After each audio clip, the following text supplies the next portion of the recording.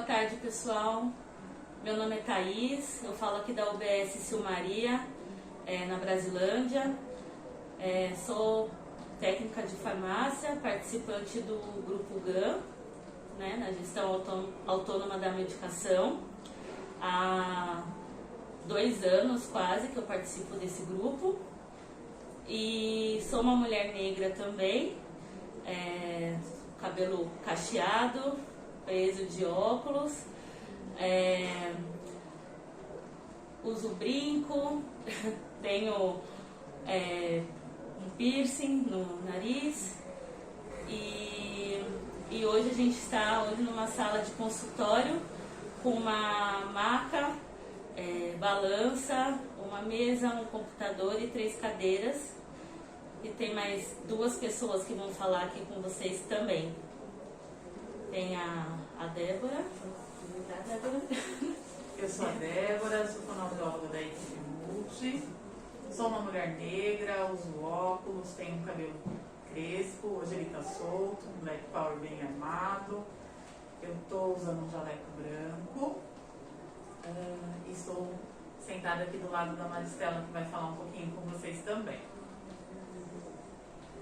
Olá, eu sou Maristela, eu sou uma mulher preta, tenho cabelos curtos, lisos, uso brincos pequenos, estou aqui com o pessoal aqui do Silmaria, participo do Grupo GAN desde abril desse ano. E eu vou contar daqui a pouquinho para vocês quais foram os benefícios da minha participação no GAN. Bom, acho que a gente pode começar, né, Maristela? Você contando um pouquinho para a gente como é que foi que a violência impactou para desencadear as crises de ansiedade? Pode ser? Pode sim. Para mim, eu fui vítima de uma violência, de um abuso infantil aos 7 anos de idade. Eu acabei reprimindo essa violência por conta da imposição dos parentes, da falta de acolhimento por parte dos meus familiares à época. Então, eu reprimi tudo isso e achei que tivesse tudo bem. Guardei por muitos anos e só aos 26 anos que eu comecei a conviver com tudo isso novamente. Mas, e aí eu acabei, por conta da religião, por conta de processos espirituais e conhecimento espiritual que eu comecei a ter, a tentar melhorar essa situação, melhorar o tipo de pensamento que eu tinha, as lembranças. Muitas delas eu guardei durante muito tempo. Então, e aí eu fiquei nessa espécie de limbo, entre a minha realidade, o que tinha o fato ocorrido, e uma possível compreensão de tudo aquilo. Porque eu simplesmente guardei e não mexi mais naquilo. Só para poder contextualizar, meu pai é falecido. Ele faleceu aconteceu quando eu tinha 7 anos, foi o meu pai, e ele faleceu quando eu tinha 11. Então, com a morte dele, eu simplesmente coloquei uma pedra no assunto, revivi só depois aos 19, quando eu contei pela segunda vez para minha mãe, e ela passou a acreditar em mim. Depois encerrou o assunto de novo, e aí depois eu fui convivendo com isso até que aos 30 anos, 32 anos, aí eu comecei mesmo a reviver as situações e conviver com os períodos de depressão, de ansiedade, mas eu nunca tinha tratado, porque na verdade eu não reconhecia a a ansiedade, eu não sabia reconhecer quais eram os sintomas. Então eu tinha crises frequentes, por exemplo, de doença renal. Fazia exames e não detectavam o que acontecia, por que aconteciam, eram infecções renais muito constantes, né? Tinha uma infecção urinária e já subia para o rim. Mas essas coisas, assim, elas acabavam sendo muito recorrentes e era sempre após uma coisa emocional. Mas eu não sabia identificar os gatilhos. Eu só comecei a perceber mais fortemente depois que eu comecei a reviver as lembranças do abuso. E aí, eu estou com 40 anos agora, e então você imagina que foram aí 14 anos, né, entre começar a reviver tudo, até agora, até me tratar direito, da maneira correta. Então, foi uma luta interna aí muito grande, com novas lembranças. Eu comecei a acessar algumas lembranças que eu tinha bloqueado na minha mente e comecei a falar assim, bom, agora eu vou ter que enfrentar essa situação.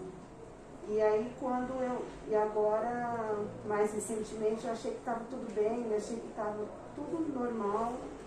E aí eu comecei a perceber que não, e as crises foram ficando mais intensas, e foi quando eu conheci o Grupo GAN, apresentado por uma amiga. Quando eu entrei, aí eu comecei a conversar sobre os medicamentos. Eu já tinha uma indicação médica, um receituário médico para começar a tomar medicação, só que eu não aceitava a medicação, não conseguia tomar a medicação. E foi através do Grupo GAN que eu fui percebendo que a medicação era importante. E fui passando a perceber os relatos e entendendo o que a medicação ia fazer no meu organismo.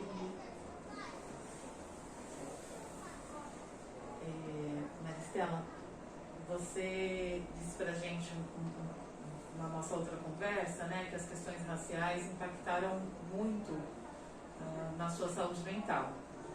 Conta pra gente como foi que você se descobriu uma mulher preta? A minha família, ela é a maior parte, vamos dizer, 70% de pessoas pretas. Mas tem muita mistura, né? Tem mistura de portugueses, de holandeses, então aí é muito diversa a minha família, né? Até mesmo eu sou casada com um homem branco e eu tenho 6 filhos, só esse detalhe. Né? Eu tenho 6 filhos e 3 deles são negros retintos e 3 são brancos. Né? Então, eu demorei até para entender o que os meus filhos eram, porque até bem pouco tempo atrás era uma incógnita para mim o que eles eram, se eles eram negros ou se eles eram brancos. E até para explicar para eles era difícil para mim, porque eu até bem pouco tempo atrás ainda não conseguia me enxergar como uma mulher preta. Então, se era difícil para mim me enxergar como uma mulher preta, como que eu ia passar para eles o que é ser negro, ou se eles eram negros, ou se eles eram brancos? E a cor, a gente se liga muito na cor, mas a cor não define. Todo o contexto a gente tem que levar em consideração. Eu só fui entender que eu era uma mulher preta depois que eu comecei a ter uma independência, comecei a trabalhar, comecei a passar por lugares que eu não passava antes, e eu percebia os olhares diferentes, o tratamento diferente, né? Mas não assim dentro da comunidade. É o que eu já havia falado para vocês em outra ocasião, que dentro da comunidade nós nos reconhecemos, porque a maioria de nós somos pretos e nós nos reconhecemos na nossa condição social. Então o racismo e o preconceito aqui é um pouco menos característico caracterizado, vamos dizer assim. Porque a gente acaba se reconhecendo. Eu tenho um termo, né, que é da nossa cultura. Quando se fala, tem uma música que fala que quando a gente passa da ponte para lá, né? Quando a gente passa da ponte para lá é que a gente vai perceber. E quando eu comecei a passar da ponte para lá, é que eu fui começar a perceber. Eu era cozinheira numa escola, passei por vários trabalhos, aí acabei sendo cozinheira numa escola da prefeitura, depois comecei a estudar Direito e exonerei do meu cargo para ser estagiária de Direito no escritório, a convite de uma advogada que já era amiga minha. E quando eu comecei a trabalhar na Pompeia, né, aí eu comecei a perceber que eu não era igual, que nós não éramos iguais. E aí eu era totalmente ativa e pra frente, um monte de coisas assim, aqui na minha comunidade eu sempre fui. Mas lá eu comecei a murchar. Eu comecei a ficar introspectiva, porque eu era observada o tempo todo. E não era uma coisa boa para mim, não era um olhar bom. Então aí eu não olhava as pessoas nos olhos, eu evitava andar na mesma calçada e atrapalhar de alguma forma o caminho delas. Eu comecei a me dar umas... por que eu estou fazendo isso? Foi aí que eu fui entender. E aí também, sendo a única mulher preta dentro da minha sala de aula, né, com todos os amigos brancos, me sujeitando a algumas piadas, algumas coisas que depois eu me questionava por que eu deixei eles fazerem isso comigo. Essas coisas foram me dizendo, poxa, em que lugar que eu estou? Quem eu sou? E aí foi. Aí começou um monte de coisa a me incomodar. Aí começou a me incomodar o meu modo de me portar, primeiro, frente a algumas coisas, algumas atitudes. Aí o meu cabelo começou a me incomodar muito, mas ainda passei por várias transformações até conseguir cortar o cabelo. E engraçado que a primeira vez que eu participei do GAN foi o GANzão, né, que era todo mundo. E eu falei do corte de cabelo, que eu tinha uma vontade muito grande de cortar o cabelo, mas eu não tinha coragem, porque eu ia estar cortando uma parte da minha alma, que era muito importante para mim. Eu falei, simplesmente corta o cabelo. Mas para mim não era só cortar o cabelo, era cortar uma parte da minha identidade, porque eu aliso o cabelo desde os 7 anos de idade. Então eu não sabia ser de outra forma. Então, e mesmo quando eu tinha o cabelo cacheado, eu ainda usava um produto para poder ficar mais solto o cabelo. Nunca era o meu cabelo natural.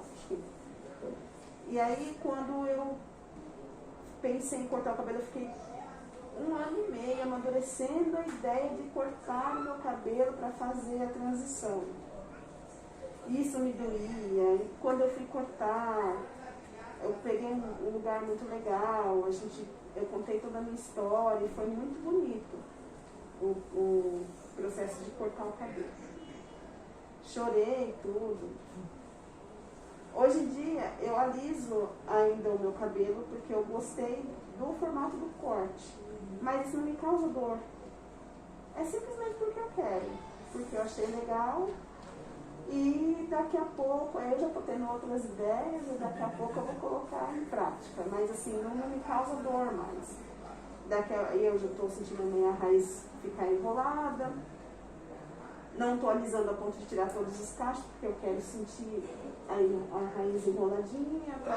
Daqui a pouco ser um processo assim natural. Já tem aceitação, né? Aceitação. Acordei hoje, não vou alisar mais, vai ser assim.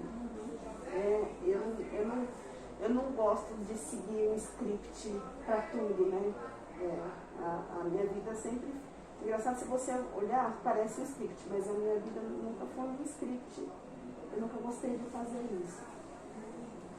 Mas foi assim que eu comecei a me descobrir. E aí agora eu passei a entender que eu não entendia nada, que eu não sabia nada, que eu não sabia a minha própria origem, que eu não conhecia, eu não tinha os expoentes, eu não conhecia os expoentes negros, eu conhecia zumbi que me ensinavam na escola, e era isso. Mas eu também não procurava saber, porque eu não achava importante, eu não me achava importante, não achava que eram importantes.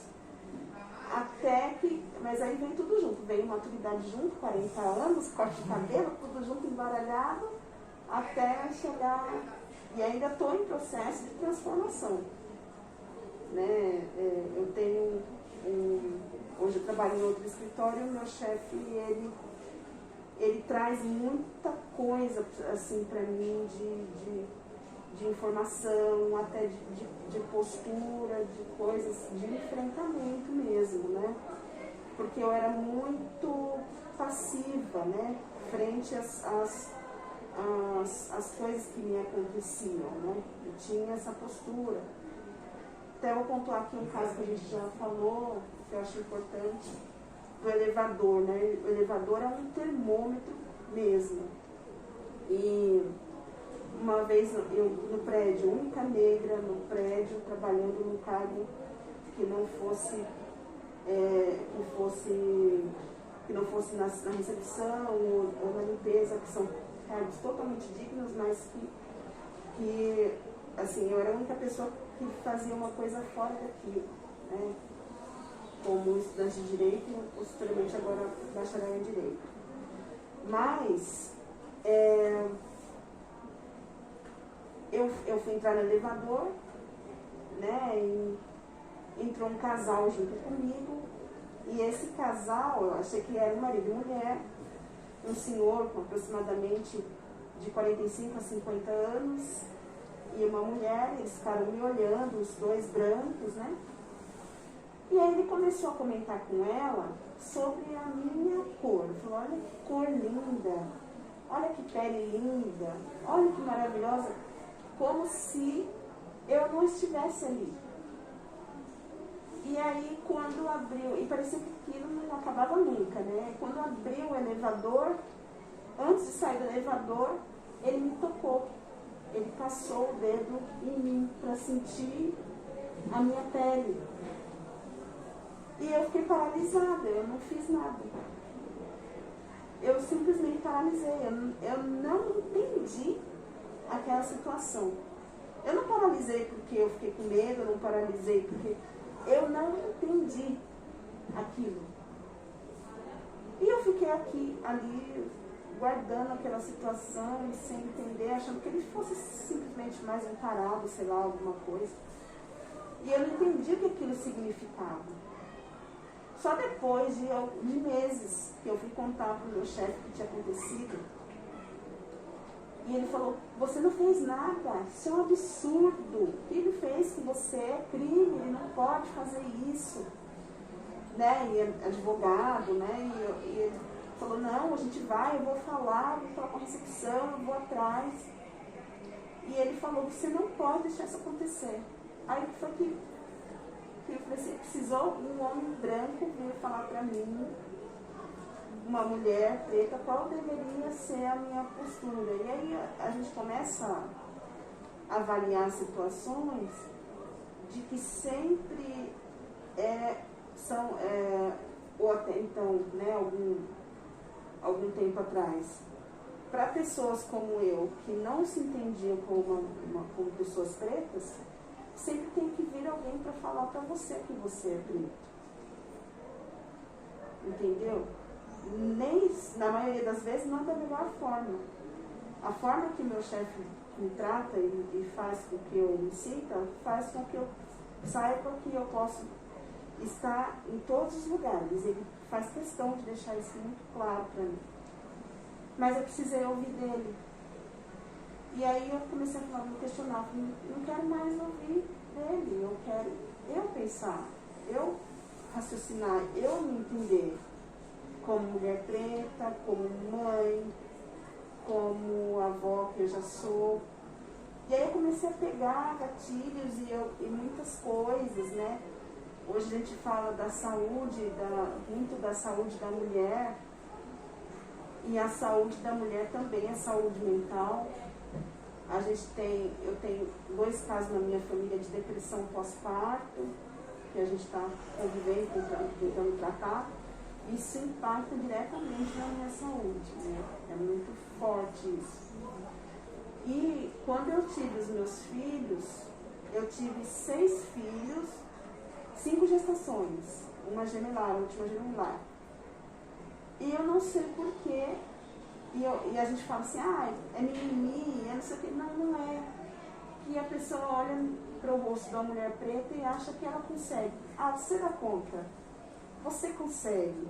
Por quê? Quando eu tive as minhas gêmeas, eu quase morri.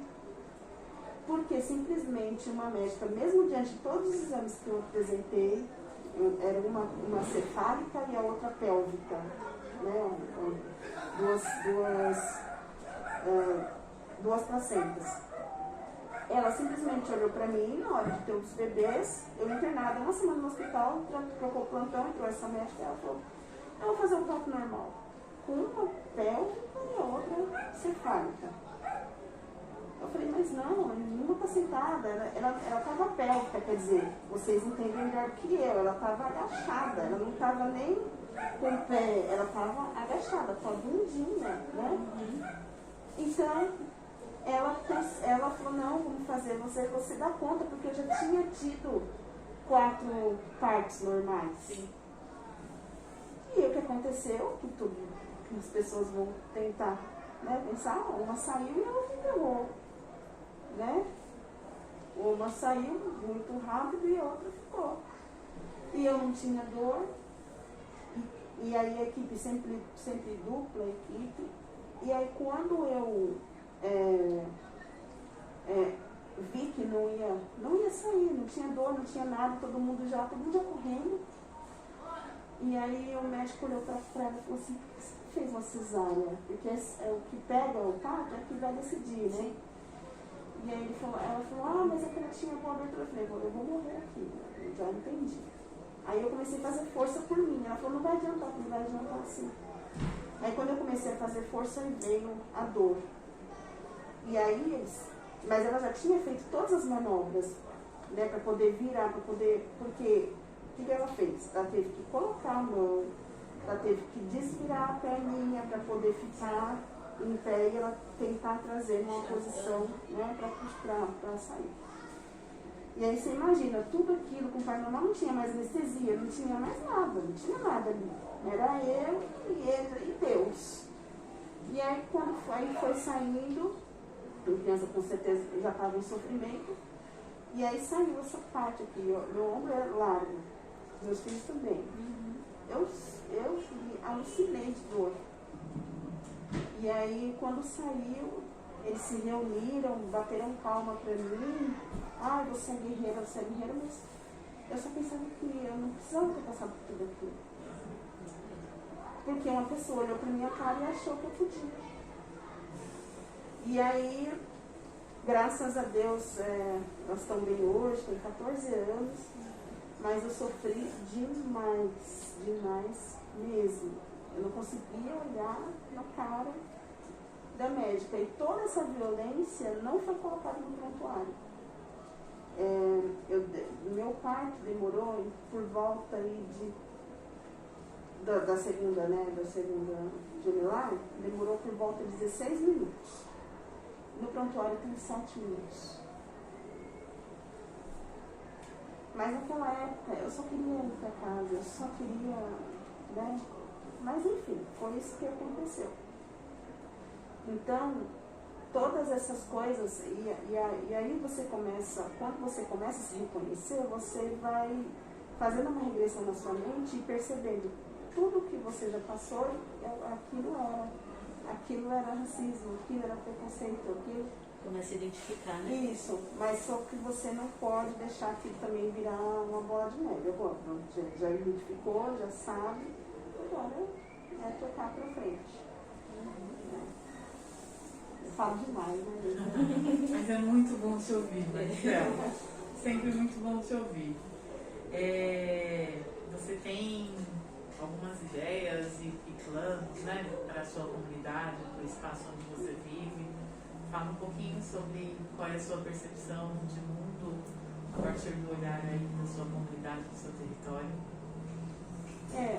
A gente... Bom, a partir dessa violência que eu passei, eu achei que eu tinha que fazer alguma coisa com isso. Eu não podia deixar só simplesmente, é uma história para contar para alguém. Não achei que deveria ser só uma história de dor. Aí a gente está pensando um livro, na verdade a gente começou a escrever, que era, no começo era só o meu relato, minha história naquele livro. Eu tinha uma ideia de fazer depois um segundo livro de estudos a partir desse primeiro. Mas é muito preliminar, né, tudo.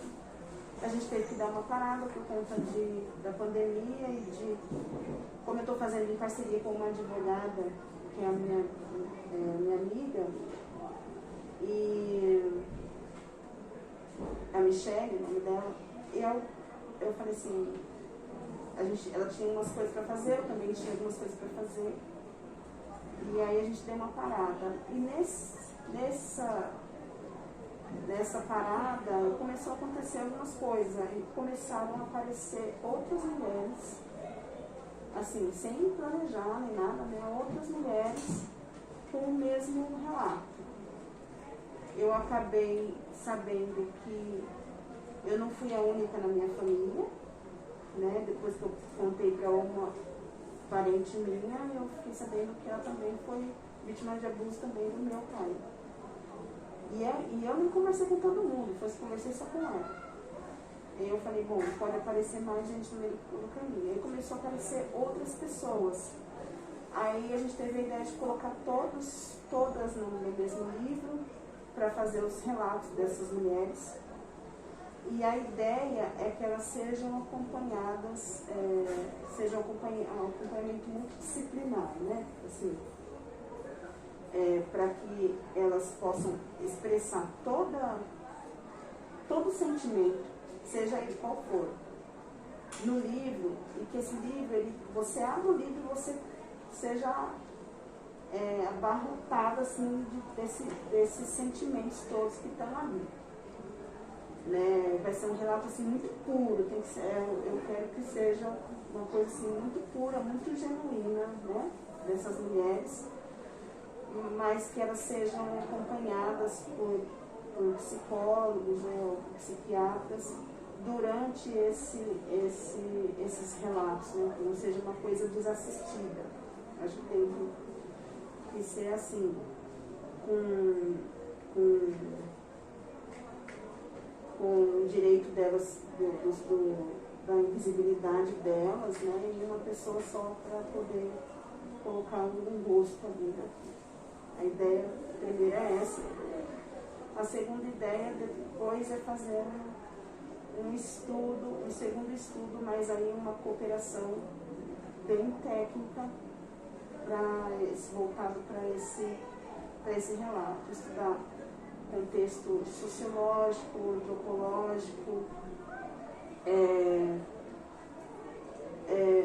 todo o contexto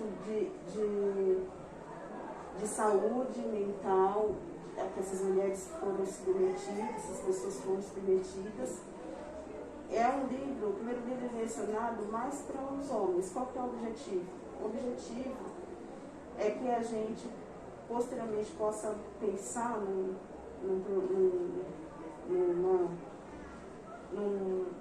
plano para poder identificar as pessoas na fase inicial, porque meu pai não começou do nada. Ele teve uma história também. Então, se a gente conseguir identificar no começo e que essa pessoa tenha segurança para falar no começo, olha, está acontecendo isso comigo, eu estou pensando isso. O que eu faço? Tenha segurança e posso ter ajuda, porque é o que a nossa sociedade faz, é reprimir. Falar que aquilo é feio, que aquilo não presta, que não pode mais falar sobre isso, que ele vai fazer para crescer com aquilo e vai explodir na fase adulta com quem é vulnerável ali. Que ele saiba que ele vai poder praticar e que não vai ser rápido, pelo menos a percepção. Então, é esse o objetivo. É um livro para meninos e meninas, mas para meninos, que são a maioria das pessoas que praticam os atos, né? Mas para aquela pessoa identificar, para que os pais possam falar, para que os homens possam conversar entre si. Esse é o objetivo. Para a minha comunidade, eu sempre eu tenho um projeto que o meu chefe ele costuma falar, que é o advocacy, né? Esse trabalho é um trabalho das pessoas de direito, mas voltadas para o ambiente social, né? Para a comunidade. Como que ele entraria aqui? Pegar as coisas que a comunidade mais precisa, às vezes é uma coisa que não vai, que não anda, você não consegue conversar, você precisa falar com fulano ou ciclano, não sei o que, e aquilo não anda, e dar um formato jurídico para aquilo. Não, vamos problematizar isso. O que eu posso fazer para poder ajudar? O que eu posso fazer para poder ajudar a comunidade? E a gente pensar soluções jurídicas, né, no âmbito jurídico, para que aquilo possa se desenvolver, para que a gente possa trazer melhorias para coisas assim que às vezes a gente pensa que não tem jeito mais. Mas tem, né? Voltadas para o bem comum, né? Para a comunidade. Essa vai ser um dos meus objetivos, né? Eu quero me formar eu sou bacharel em Direito, mas eu quero fazer minha especialização em Sociologia Jurídica, né? Para poder atuar tanto nessa parte da comunidade como nesse projeto do livro, né? Pensando em coisas assim futuras. Mas a gente está aqui e a gente tem que viver aqui por enquanto. Então, são coisas assim muito legais, mas que vão ter aí um passo de cada vez para poder ser alcançado. Acho que talvez para a gente finalizar, para quem está te ouvindo e que ainda tem alguma dúvida se deve ou não se inserir no grupo Comungando, o que você deixaria de recado para eles? Olha, eu tenho uma pessoa que a gente adotou como mãezona do grupo, a Dona Ana. Eu gosto muito da Dona Ana, nossa. A Dona Ana é gente boa demais. Então, eu acho assim, que quem está, às vezes, sofrendo, é um sofrimento que às vezes a gente não consegue perceber. E às vezes a gente não quer falar com ninguém. Mas ao mesmo tempo faz muita falta falar com alguém. Às vezes passa um remédio pra gente tomar e fala assim, toma que isso aqui é bom, mas ninguém explica pra gente o que ele vai fazer com a gente, por que a gente tem que tomar aquela medicação. E a gente também sofre muita discriminação por conta da medicação que a gente faz uso. Então é sempre meio escondido, eu tomo remédio controlado, o pessoal já é doido, já é doido. Não é, né? A maioria, pelo menos os casos que a gente acompanha não são. E aí eu pude perceber através do grupo que tinha muitas histórias. Muitas histórias, a história do seu Rubens, a história da Lu, a Luciana, a história da Elaine. A gente não se reuniu ainda por conta da pandemia, nossos encontros estão sendo online. Mas eu já conheço cada um deles e eles me conhecem também. E a gente tem essa interação. Então, o grupo ajuda na interação com o médico, com o medicamento. Você passa a ter ele não como como uma obrigação, mas é uma necessidade temporária, né? Que você entende que aquilo é uma reposição química que o seu organismo necessita naquele momento, entendeu? E você também entende que ele vai deixar de fazer uso, você vai poder deixar de fazer uso dele a partir do momento que você começar a melhorar, a partir do momento que você se integrar melhor com as pessoas e consigo mesmo, né? Porque consigo mesmo é o mais importante.